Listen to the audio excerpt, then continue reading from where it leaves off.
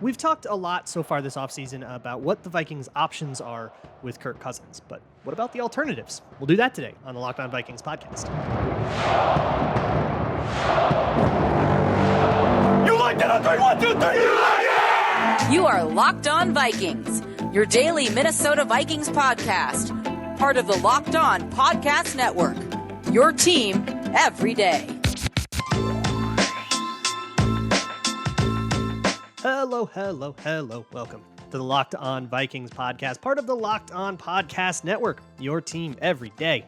As always, I am your host, your pal, and the kid you copied off in math class. My name is Luke Braun. You can find me on Twitter at LukeBraunNFL. You can find the show on Twitter at Locked On Vikings. Thank you so much for making Locked On Vikings your first listen of the day. If you want, you can also find this show on Amazon Fire and Roku. Just download the Locked On Minnesota Sports app. Today's episode is brought to you by Ultimate Football GM. If you've ever dreamed of becoming an NFL GM and managing your own football franchise, then this game is definitely for you. To download the game, just visit ultimate-gm.com or look it up on the app stores. Our listeners get a 100% free boost to their franchise when using the promo code LOCKEDON, in all caps, in the game. Today on the show, we're going to spend most of it talking about Kirk Cousins and not evaluating him or anything, but talking about the alternatives. There's a lot of talk about, QBs on a rookie contract, I think because of Jalen Hurts, right? And the cap hits and all of that, and, having mobility. And so what are the alternatives? I've spoken a lot to the crowd that wants to keep Kirk Cousins, and how do you do that? What does an extension look like? But let's talk to the other guys, right? If you want away from Kirk Cousins, how does that look, and how should we approach that, and some other philosophical stuff about what it means to try to contend and win and all that.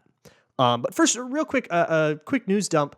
So today is Brian Flores' introduction day, so we'll see if he says anything interesting there. We're still kind of looking at what happens with the Vikings staff. Their assistant defensive line coach took a college job, which anybody on the defensive staff, I would imagine, should be free to look for other jobs, because who knows if the new coordinator is going to keep them or bring in his own guys. So I wouldn't freak out too much about any of that, but it'll be interesting to see what the decision is about keeping guys like Mike Smith or Durante Jones.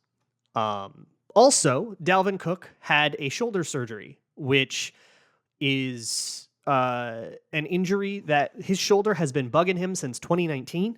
According to Adam Schefter, and that surgery is supposedly supposed to be all right now. It's fully repaired. That is an interesting dynamic, right? Because since 2019, I think his shoulder has either caused him to miss games or at least, play differently. I mean, he didn't miss a game in 2022, and I do think that's really important to point out as we kind of enter this moment of deciding what to do with Dalvin Cook, which I talked about at length in a previous episode. I think is like 3 weeks ago. You can find that. So I'll let that stand on its own. But it is important to understand that if you are concerned about availability for Dalvin Cook, the data point of 2022 is that he was available for every game. He was hurt. He played with a shoulder brace, but he did play. So he did play a full season. That's not ambiguous. From a more practical standpoint, that also guarantees. I think this is how it works. Correct me if I'm wrong on the contract. Dalvin Cook on March 17th had $2 million of his salary that would become guaranteed. And I believe this surgery means that just becomes guaranteed anyways. Like that triggers that particular button in the contract. So now cutting Dalvin Cook, it used to save $7.8 million. It now saves $5.8 million. It gives you $2 million more in dead cap because of the guaranteed salary. This does not change the math on a potential trade.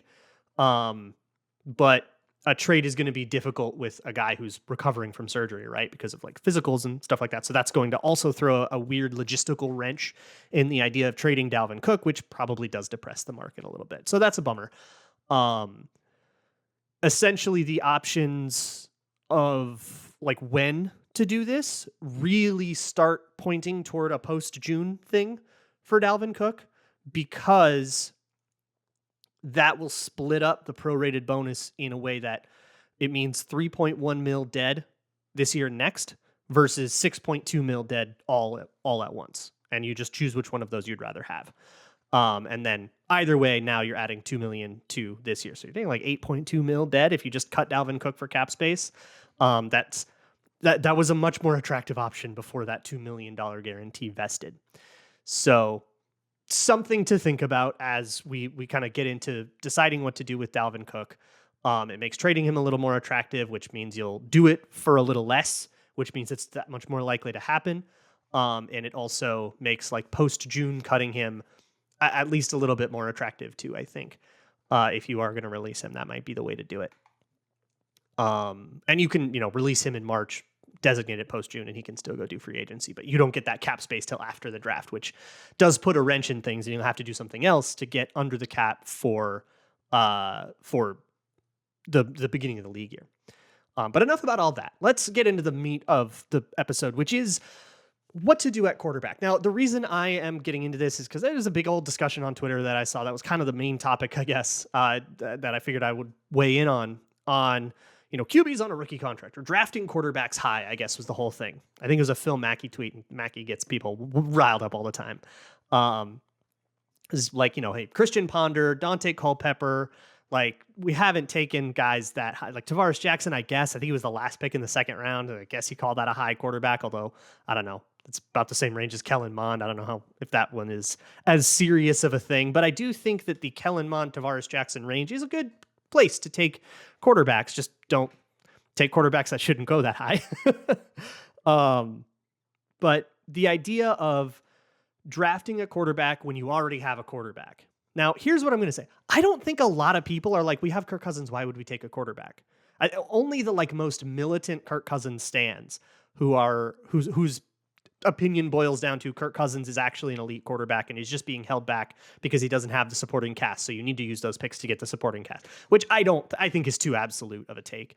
And it's, I think, a little bit more about wanting Kirk Cousins to succeed than wanting the Vikings to succeed. Wanting stats instead of wins, maybe is a better way to put that. Because it is just going to be better to take your shot at a Jalen Hurts, right? But if you're going to take your shot at a Jalen Hurts, you have to put up with it when it's Kellen Mond. You can't say, well, gosh, Kellen Mond was such a bad pick. I wish they took Joseph Osai, which was, I guess, my complaint at the time. And also say, gosh, I'm so mad that they never go draft their Jalen Hurts, right? I'm going to be a lot less absolute about it with my version of that take. I think drafting quarterbacks is fine. I think in principle, taking a swing on somebody like Kellen Mond was totally fine. I didn't like him as a prospect, but doesn't really speak to the philosophical angle toward drafting a quarterback. But it's more so, I really thought that they needed an edge rusher bad in that draft, and not taking one high, like the best you got was Patrick Jones, I think was actually a really big problem for the 2021 Vikings. And getting Zadarius Smith last offseason was a huge way to address it. And if you get rid of Smith, by the way, you kind of open up that same, it's an emergency immediately, which is part of why I'm not that keen on getting rid of those guys, because it just makes it just makes a huge roster hole that you're going to probably have to spend more money to fix. The solution you have in place right now is probably better than what you get. But again, talked about that in a recent episode. But the point is, when it comes to the draft, it's really easy to get enamored with the best case scenario of somebody. We do this with Scott Crichton's is always the one in my brain. That's obviously like a 9-year-old reference by now, but Scott Crichton's really athletic. We're super excited about him. He could be the next, big thing. And then they don't work out because there's more Scott Crichtons in the world than Daniil Hunters, but we get super enamored with every super athletic prospect saying that guy can be Daniil Hunter. Anthony Richardson this year. Oh, he can be the next Pat Mahomes. I've already started to see it. There's not a lot of Patrick Mahomeses that come around. I don't know what Anthony Richardson will be. But don't think you're drafting Patrick Mahomes when you're drafting him. You're drafting somebody that could be Patrick Mahomes, but you're drafting a range of outcomes. He also could be Justin Fields. He also could be, I don't know his game well enough to compare him to anybody else. He could be JP Lossman, right? Like he could be a whole bunch of people that go all the way from the top to the bottom. He could be Deshaun Kaiser, or he could be Jalen Hurts, right? Don't get too enamored with the best outcome of somebody, and understand that you have a chance to get that, but it's just a chance. You still have to kind of things have to go right for that to get actualized. And that's the first thing in, taking a rookie quarterback. That's not an argument not to do it. It's just a thing you have to keep in mind when you think about where you're going to take somebody, where they are on your board, and how much you're going to spend on the guy. I have other thoughts on this when it comes to moving on from Kirk Cousins and mired in mediocrity and all of that stuff. But hey, look, you don't have to take my word for this stuff. Why don't you just bust out your phone and download Ultimate GM Football GM right now? Ultimate Football GM is a game on your phone that gives you the opportunity to hire all the right coaches and coordinators, fill out your staff, fill out your draft, get your contracts right, get your salary cap right, and make a good roster and try to build a dynasty. You have to navigate through all of those fun offseason processes, and I know you guys really love it. You all have your own thoughts on how the Vikings should be run. Put them to the test. Go to ultimate-gm.com or look it up on the App Store. And Locked On Vikings listeners get a 100% free boost to their franchise when using the promo code Locked On in all caps at the game store. That is Locked On in all caps, so make sure you check it out today. Once again, that's ultimate-gm.com or just search it out on the App Store. That's ultimate-gm.com. Ultimate Football GM, start your dynasty today. Thanks again for making Locked On Vikings your first listen of the day. For your second thing, go check out my Patreon page, patreon.com/LukeBraunNFL. Not only do I have a salary cap explainer that I've been linking people to whenever they're freaking out about how they're going to make all the cap space, how do the Saints do this, what's going to happen, but also there's all kinds of film breakdowns and stuff. So if you want to see what should I think of Brian Asamoah, there's one for that. Duke Shelley, there's one for him, and some other interesting stuff from throughout the season if you just want to do something to relive the Bills game, right? So let me talk about the QB on a rookie contract thing. This is, I think, the biggest, loudest argument that I hear against having Kirk Cousins on your team, or Matt Stafford, or Carson Wentz, or like whoever you're high, whoever pays Derek Carr is going to get all this, Ryan Tannehill, right? If it's not like literally Tom Brady, basically having a guy be expensive is seen as this big bloat bad thing. And here's what I'll say, because the options are, expensive QB or cheap QB. Well, cheap QB is better than expensive, right? Like in a vacuum, cheap is better than expensive. Nobody disagrees with that. But the assumption is that, expensive comes with being better and cheap comes with being worse, right? Now, for my money, if that's the case, if that's the dichotomy that we're thinking expensive and good or cheap but bad, I'm taking expensive but good all the time, because you can't win with a bad quarterback. You can maybe win with, cap problems. You can figure that out. That's a more solvable problem than my QB sucks.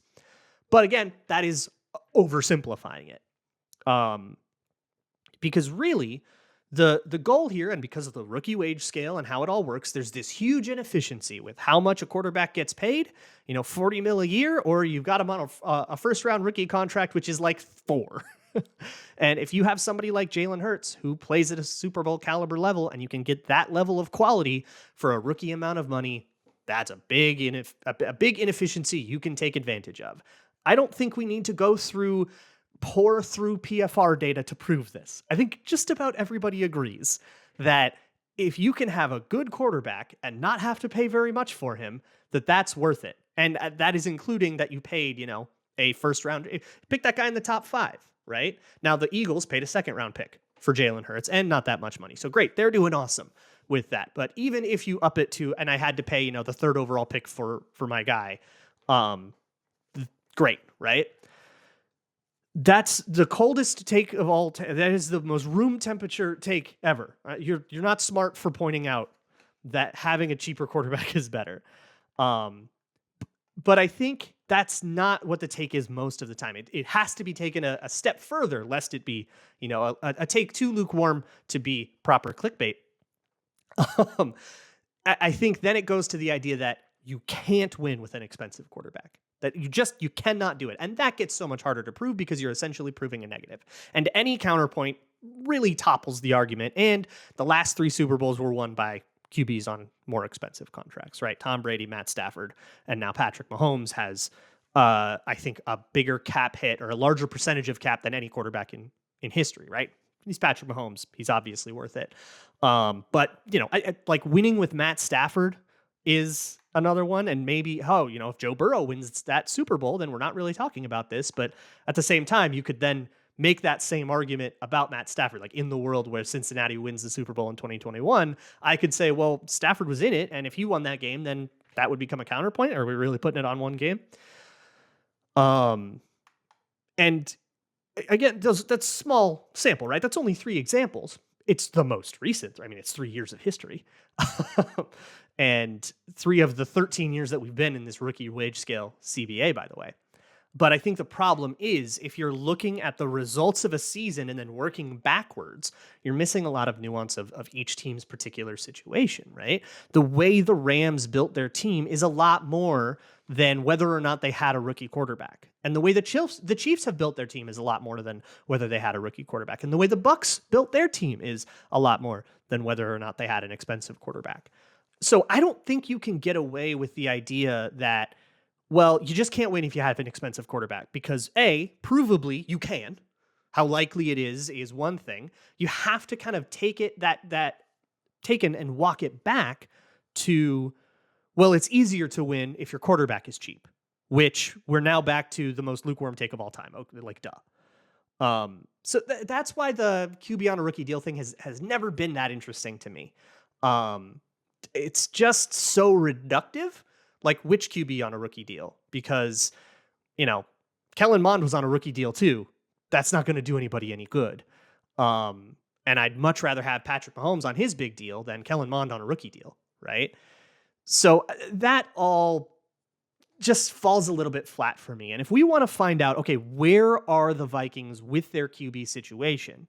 What I think this really boils down to is that if Kirk Cousins were a more mobile, improvisational quarterback with a little more juice and a little more hero ball in him, I don't think anyone would care how much money he made. And that's, for me, I've never cared about how much money Kirk Cousins made. A, because the cap is a lot more malleable than anybody ever gives it credit for. And B, because that's just not what I think. If there's a problem with Kirk Cousins and the Vikings, like that has never been it. It's never been, oh, he's too expensive and they can't, get free agents on the offensive line.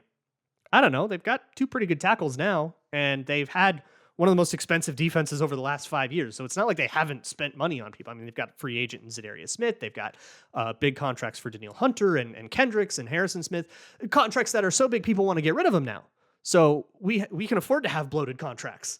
And it worked, and it stayed under the cap, so much so that you spent too much on those guys, right? So it kind of brings me to, what is the alternative to Kirk Cousins then? If we want to transition this team from one led by Kirk Cousins that can't win the Super Bowl to one led by somebody else who can, how do we do that? And I guess that's how I want to wrap that up, is with something a little more practical and a little bit less like philosophical. But first, NFL season is over, but that doesn't mean sports Grambling ends, because NBA season is well in swing. Timberwolves are right on the cusp of things, right? And it is a great time to sign up for FanDuel, our official sportsbook partner and the official sportsbook partner of the NFL and NBA, which is fun. New customers to FanDuel get a no-sweat first bet up to $1,000. That's bonus bets back if your first bet doesn't win. So just download the FanDuel Sportsbook app. It's safe, secure, and super easy to use, and then you can bet on everything from money line to point scorers, three-pointers, hockey stuff, weird props elsewhere in sports. You can get all over crazy stuff. And you can even get a chance at a bigger payout with same game parlays, which I know you guys love to do crazy ones. So don't miss the chance to get your no sweat first bet up to $1,000 in bonus bets when you go FanDuel. When you go to FanDuel.com/lockedon. That's FanDuel.com/lockedon to learn more. Make every moment more with FanDuel, an official sports betting partner of the NBA. So let's say, for the sake of argument, that we want to get rid of Kirk Cousins. And if you don't want to get rid of Kirk Cousins, that's fine. Pretend you do for a moment and play along with us. The thing is, for people who just want him out of here and have just been begging for this for 4 years now, you can't do it this year. I'm sorry. That is the reality of the situation. I get a lot of YouTube comments. People like, you're just not being realistic. I'm being realistic right now. All right. Kirk Cousins is the quarterback in 2023. The GM has already said we expect that to happen. He said that after Kwesi said that, or was it O'Connell? They were together. One of them said it after the season ended. The contract situation is extremely difficult to get rid of, and the circumstances that would create a possible trade Cousins situation are not materializing. If you think that we can trade Kirk Cousins away and get Lamar Jackson, you do not live in reality. I'm sorry to be the one to break that to you. So this has to be a 2024 conversation? How do we make it so that Kirk Cousins is not our quarterback for 2024? And for that, the answer is do nothing with his contract. Let him play on 36 mil, take one more shot with Kirk Cousins, see what you can build around him, and then let him walk. Just don't do anything to the contract. If you like Kirk Cousins and you want to extend him, then we have that conversation. And again, I've had that in the past. Those are the options. Trading him, Kirk Cousins would have to sign off on a trade, and there's just no reason for him to do that. So let's say that we are planning to let Kirk Cousins walk in after 2023, which, by the way, you can decide not to. Let's say he just balls out like crazy in 2023. You can go back to the negotiating table and continue to extend him. That's absolutely within the bounds as well. So you're not even committing too hard to it. You're just kind of saying, let's defer this decision. But let's say we're going to do that. What becomes the next option? Well, you're not exactly picking up a Jimmy Garoppolo, right? Or you're not going out and signing Derek Carr. So the free agent quarterback thing doesn't feel like it's part of the plan, especially because if you're somebody who wants to get rid of Kirk Cousins, it's probably because you want to get rid of Kirk Cousins' cap hit. As much as I fought against this, people dislike the cap hit more than they dislike the player, in my estimation. Like, I guess a way to test this on yourself is to say, okay, let's say Kirk Cousins makes $10 million next year. Let's say he decides to waive his roster bonus to help the team and just say, no, you can just pay me 10 mil. I'm going to be really selfless. Do you feel better about Kirk Cousins as the quarterback of the Vikings now, if that were to theoretically happen? Personally, that doesn't change much for me, but if it changes stuff for you, then that tells you where you stand there.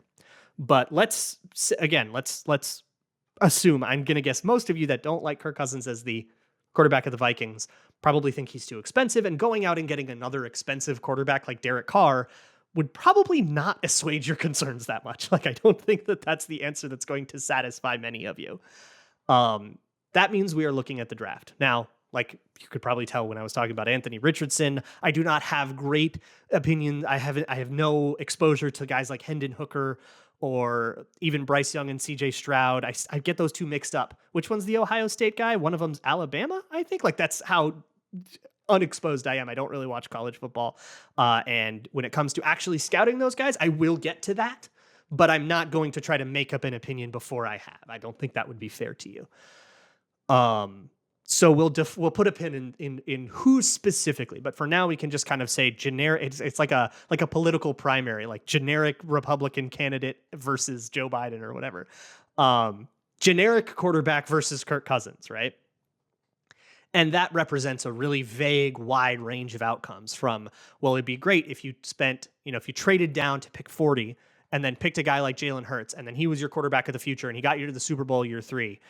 Well, yeah, I agree that we should do that, but nobody can guarantee that outcome. So you have to kind of divide it by whatever your probability is if you want to think super mathematically. So my philosophy on figuring out who that is, and again, specific names come another day, but my philosophy is find a guy you're in love with, whether he's coming out this year or next, because you can let Kirk Cousins walk in 2024 free agency and then draft a guy in the 2024 draft, right? You can do that. You got to start that guy year one now, and that has to be you have to be, if you're enamored with someone who you think will be a day one starter, but he didn't declare this year or he can't declare till next year, then that's fine. And teams will do that. The Bills did that with Josh Allen. They were in love. Sean McDermott was in love with Josh Allen not Sean McDermott, Billy Beane was in love, or Brandon Beane. Billy Beane's the other guy, the Oakland A's guy. But he was in love with Josh Allen in 2017 when he took over as GM of the Bills. But Josh Allen wasn't coming out till 2018. So he said, all right, we'll paper this over with Tyrod Taylor. Made the playoffs, right? Had a decent roster. Plopped Josh Allen into it year one, which is probably early for him. If you remember 2018, Josh Allen, the only good thing he did was hurdle Anthony Barr. They won like 4 games that year. But then he developed over time, and now he's a superstar, right? That is absolutely a model you can do. You can say, okay, if you don't like Stroud or you don't like Young or you don't like Richardson or any of these quarterbacks in the draft, you can say, okay, but I really like a guy coming out next year and just target him. And then if you do end up winning too many games on accident, the Bills were targeting a quarterback that was hyper talented that they took 10th overall ultimately. So they felt was a top 10 guy. They made the playoffs. and sunk their draft position that much they had to trade up, I'm going to guess most Bills fans are totally fine that they did that. So that's an option. We can totally do that, right? Or if you say, man, I really, really like this quarterback or that quarterback. I mean, obviously, like Stroud and Young probably won't be there. But if you really want Anthony Richardson and you say, and then we'll give him a year to develop and then he can start year 2 and we can hope we Mahomes this and essentially pull a Chiefs. That's what they did with Alex Smith, right? Totally an option as well. And it just depends on who you like and crucially, how much assembly is required. How much development does that guy need before he's ready to come out? That's what I want you to think about when it comes to quarterbacks, is not necessarily what this guy could be, but how long will it take for him to realize what that is, or for him to actualize it, to become it. That is the key for me. And you have 2 years to do it. So if you want out of Kirk Cousins, you have to be a little patient. I hate to break it to you, but you can't get the marshmallow right away. You got to wait for the marshmallow. We will have one more year of Kirk Cousins as the quarterback at least. I would bet the house on it. If I would be, my jaw would hit the floor if Kirk Cousins were not the quarterback for the Vikings in 2023, barring injury, of course. But the exit strategy is a long-term one, and it is entirely viable. It's just one you don't get to see right away. And I know that really bugs especially older fans who have sat through too many years of being asked to be patient and stuff like that. And I get it. I'm sorry that you had to deal, that you still haven't gotten over 1975. But the way forward must be, the path must be paved with patience. Always. It has to be. There is no way to be impatient in the NFL. That is how you put yourself in the situation where you're giving up everything your franchise tanked for to get Deshaun Watson. That's the Browns, or where the Jets were a couple years ago with like Sam Darnold or whatever. A lack of patience in those organizations has ground them into dust with no future and no real present to look forward to. I know you don't want to be that. So we have to see a little bit of patience. And if you disagree with that, if you really want to keep Kirk Cousins, that option is totally on the table. It's just, I talked about that a different day. Tomorrow, we'll see if there's anything interesting from Brian Flores. Maybe we'll talk a little bit about Cover 1. I've been putting together a little Cover 1 tutorial for you for a few more basics, or a few more specifics, on like how it works within that system. That can give you a little bit more than Cover 1 just equals man coverage with one eye safety. Like, what's everybody doing? What are the different kinds? That kind of stuff. And I think it's interesting. So maybe we'll get into that. We'll keep you abreast of whatever other news goes down in the next month. We will see cap things happen, whether they're restructures, extensions, pay cuts, roster cuts, whatever they are, trades. We'll talk about it. I'll see y'all then. And as always, Skull.